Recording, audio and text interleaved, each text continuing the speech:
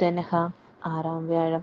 വിശുദ്ധ മത്തായിയുടെ സുവിശേഷം 12-ാം അധ്യായം 15 മുതൽ 21 വരെയുള്ള വാക്യങ്ങളുടെ വിശകലനം. ദൈവത്തിൻ്റെ ദാസൻ.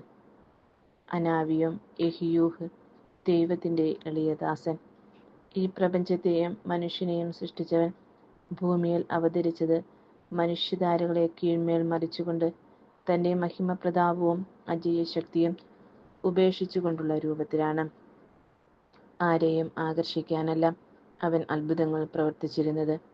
ദൈവഛായയിൽ സൃഷ്ടിക്കപ്പെട്ട മനുഷ്യൻ നിരാശയുടെ പടുകുഴിയിൽ നിബദ്ധിച്ചിരിക്കുന്നു എന്ന് കണ്ടതിനാൽ പുരാതന ആയവൻ്റെ കരാളഹസ്തത്തിൽ നിന്ന് മോചിപ്പിക്കുവാൻ അവരിൽ ഒരുവനെ പോലെയാകാനാണ് ദൈവം പദ്ധതിയിട്ടത്. നമ്മുടെ ദുഃഖങ്ങളാണ് അവൻ ചുമന്നത്. അവൻ്റെ മേലുള്ള ക്ഷതങ്ങളാൽ നാം സൗഖ്യം പ്രാപിച്ചു.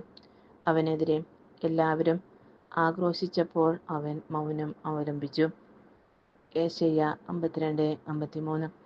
നാം എല്ലാവരും നിത്യജീവൻ പ്രാപിക്കുന്നതിനു വേണ്ടി തൻ്റെ ജാതനെ നൽകാൻ തക്കവിധം ദൈവം അത്രയധികം നമ്മെ സ്നേഹിച്ചു. അതിനാൽ തന്നോട് മറുതലിക്കുന്നവർക്കെതിരെ അവൻ പ്രതികരിക്കുന്നില്ല. ദൈവത്തിൻ്റെ രക്ഷാകര പദ്ധതിക്ക് അവൻ തന്നെ വിട്ടുകൊടുത്തു. എപ്പോഴും അവൻ അനേകരെ സുഖപ്പെടുത്തി. പക്ഷേ തന്നെ പരസ്യപ്പെടുത്തരുതെന്ന് അവൻ അവരോട് കൽപ്പിച്ചു.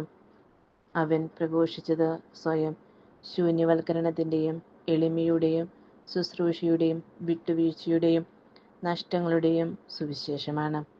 എന്നാൽ കാലക്രമേണ അത് മാറിമറിഞ്ഞ് ഇന്ന് ഘടകവിരുദ്ധമായ അഭിവൃദ്ധിയുടെ സുവിശേഷത്തിൻ്റെ പ്രോസ്പെരിറ്റി ഗോസ്പലിൻ്റെ കരാളഹസ്തങ്ങളിലാണ് സഭ ചെന്നെത്തി നിൽക്കുന്നത്.